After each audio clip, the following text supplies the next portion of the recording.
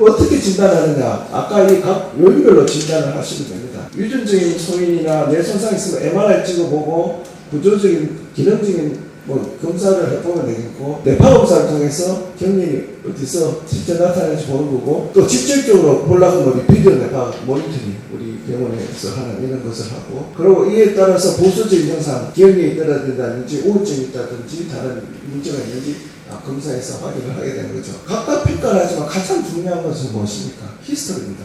히스토리. 근데 병력이 중요한데 환자는 기억을 못하는 경우가 많잖아요. 그러면 이제 목격자의 진술이 중요합니다. 옆에 있던 분들.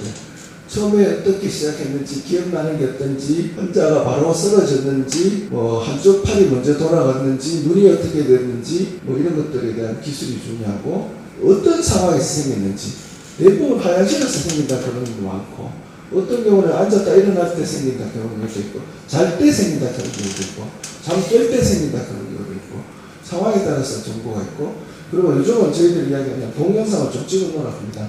환자분들 어떤 증상이 감별을 많이 해야 되니까. 근데 뇌파 검사는 이런 머리에 이렇게 전극을 붙여서 이렇게 하는 거죠, 그죠? 비디오 뇌파 모니터링은 비디오까지 같이 보면서 하는 검사가 되겠고, 일반 뇌파 검사는 외래에서 하는데 한 30분 정도 하게 되고, 이게 자는 동안에도 할 수 있고, 과호흡 시키기도 하고, 광자극, 표 스티뮬레이션 하기도 합니다. 뇌전증의 감별 진단이 중요하고, 의식 장애가 발생했을 때 감별하기 위해서 중요한 검사가 되는 거죠.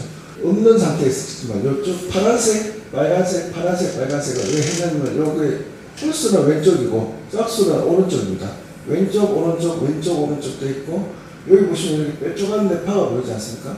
여기가 C3가 왼쪽 뇌 중간 중추직 뇌거든요. 여기에 경련파가 나오는 거죠.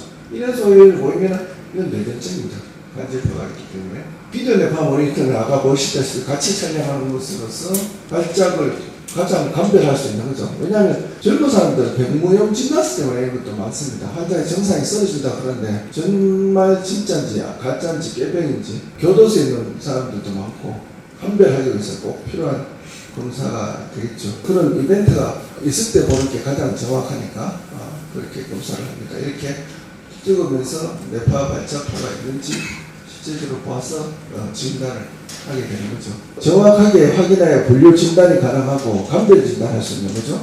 정신적인 문제인지 부위에 따라서 수술을 할 수 있는 경우도 없는 경우도 있고, 이상 행동의 감별 진단 이런 것들을 위해서 상당히 중요한 검사가 비디오 뇌파 모니터링이 되겠습니다. 사람들이 쓰러졌다 하면 이제 뇌전증인지 걱정을 많이 하게 되는데 승급도 상당히 많은데, 그런 감별을 하는 데는 상당히 중요한 검사가 되겠습니다. 뇌파 검사로만 했을 때는 50% 정도에서 발작파가 있다. 근데 50%도 안 될 수도 있고, 반복해서 4회까지 하면 한 90%까지 민감도를 높일 수 있고, 검사에서 안 나오면 자지 말고 하든지 특수 정도를 이용해서 뇌파 검사를 하기도 합니다. 또 하나 알아두셔야 될 게, 건강한 사람에서 한 2~3%는 경련파가 나올 수 있습니다. 뇌파는 100% 진단보다는 중요한 감별 진단의 하나의 도구다, 이렇게 알아보시면 되겠습니다. 영상은 아까 이야기했듯이 구조적인 이상을 보는 중요한 검사 중에 하나인데, 요즘은 MRI가 대표적이죠. 근데 MRI도 뇌전증 하는 사람 쪽에서 찍어야 도움되는데, 왜냐하면 요즘 대부분 MRI 찍으면 스트로크 위주로 찍거든요. 중풍인지 아닌지. 우리 뇌전증 하는 사람들은 이게 코로나19가 더 중요한데, 그런 병 없이 찍어보는 경우도 굉장히 많습니다. 점수가 되는지, 위치가 어딘지, 기능적인 영상이 있습니다.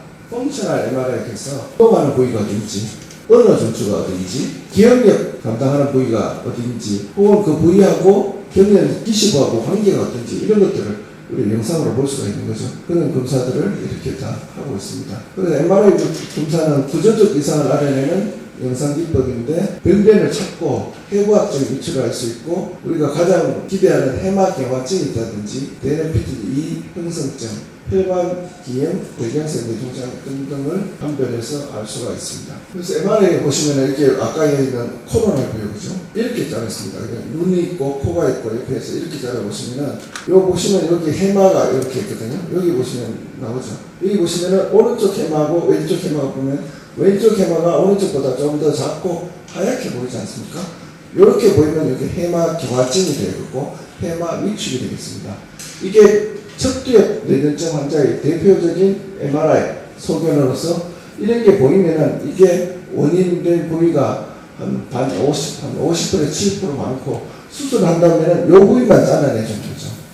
근데 이 부위가 실질적으로 기억력에 굉장히 중요한 역할을 담당합니다. 그렇지만 이제 또 수술에 대한 가능성이 있는 이유는 이 해마는 오랫동안 경련의 원인이 되면은 기능이 떨어집니다. 그래서 실제적으로 이 해마는 기억력이 이 반대쪽으로 시프팅되어 있는 경우가 많습니다. 물론 수술하기 전에 우리들이 보는데 이 해마는 뇌전증에서는 계속 경련을 일으키니까 그 기능을 하지 못하게 되고 남은 조직이라고 생각하시면 되는 거죠. 스펙트하는 건 뇌혈류를 보는 건데 경련할 때 찍고 안 할 때 찍어서 혈류의 변화의 차이를 보면 경련 부위를 알 수 있고 페트 검사도 있고 펑셔널 MRI 아까 말씀드린 언어 중추, 운동 중추, 감각 중추를 확인할 수 있는 기법이 있습니다. 이러한 기능적인 영상과 구조적인 영상을 같이 검사해서 진단에 이용을 할 수가 있는 거죠. 이 스펙트 아까 말씀드린 건데 요즘은 스펙트 좀 적게 찍습니다. 여기 보이시는 거 보는데 이탈은 경련할 때 찍는 거거든요. 경련할 때 보면 왼쪽 오른쪽에서 여기 좀 더 빨갛게 보이십니까? 경련 간에 찍으면은 이렇게 보이고 이렇게 두 영상만 보면은 차이를 잘 모르니까 이거를 빼버립니다. 서브트랙션 하면은 여기 부위가 빨간 부위가 더 선명하게 이렇게 남는 거죠. 이게 시스콤 이미지. 그래서 이 두 번 다 찍어서 서브트랙션해서 경련할 때는 이 부위가 활성화되니까 막 이렇게 올라갈 거 아닙니까, 그죠? 경련간에는 오히려 더 떨어져 있고 그러니까 더 대조가 잘 되니까 그 부위가 이렇게 서브트랙션하면 보이게 되는 거죠. 이건 페트인데 페트도 이렇게 뭐 부위별로 이렇게 활성화되고 있는데 사실 이런 것은 하나로 감정할 수 있는 게 아니고 여러 가지 검사를 통해서 항상 일치하는 부위가 있는지를 확인을 해야 됩니다. 그렇게 해도 수술 후에 실패하는 경우가 많거든요. 기억력 검사 중요합니다. 어떤 인지가 떨어졌는지, 시각이 떨어졌는지, 메모리가 떨어졌는지, 랭귀지가 떨어졌는지, 어텐션이 떨어졌는지 각각을 다 검사하게 하고 수술하기 전에는 우리 와다 테스트라 해서 뇌의 한쪽을 마비시켜서 한쪽 뇌의 기억력 언어를 판단해서 메모리 시팅을 봅니다. 암지어해서 카로티드를 해서 왼쪽 오른쪽 교대로 해서 그죠? 수술하려고 하는 부위에 기억력이 많이 남아있으면 사실은 많이 잘라내기 힘듭니다. 뇌 부위를. 그래서 와다에서 메모리가 한쪽으로 반대쪽으로 충분히 넘어갔다고 싶을 때는 수술하는 마음이 좀 편하죠. 많이 잘라내죠. 그렇지만 시절을 오래 했는데도 불구하고 그쪽 해마에 기억력 기능이 많이 남아있으면 많이 잘라내면 수술 후에 후유증이 심합니다.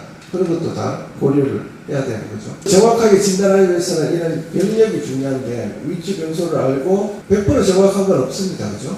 여러 검사들을 보완해서 임상적으로 해야 되고 이게 우리 환자분들한테 설명하는 가장 키가 되는데 우리 뇌전증의 경량 소인을 갖고 태어난 사람도 있고 안 갖고 태어난 사람도 있는데 이런 바탕에서 우리가 뇌 손상이 있거나 종양이 있거나 뭐 외상의 가치나 이렇게 하면은 뇌전증 할 수 있는 기회가 생기는 거죠. 그죠? 여기에 아까 말씀드린 전해질 이상이나 수면 부족이나 과음이나 이런 것들이 생기면은 이 벽이 낮아지게 되는 겁니다. 그래서 경련을 하게 되는 거죠. 약을 쓸 때는 이 갭을 올려주는 겁니다. 뚝을 많이 쌓는다고 생각하시면 되는 거죠. 우리 항경련제를 통해서 뚝을 높이 쌓을수록 경련을 안 하게 되는데 그 대신에 뚝을 높이 쌓으면 돈이 많이 들고 힘이 많이 들고 그 힘이 많이 드는 것은 상대적으로 어떻게 표현하냐면 부작용이 생길 가능성이 많다. 힘은 가장 적게 들고 효과적인 뚝 높이를 결정을 하는 게 중요하다.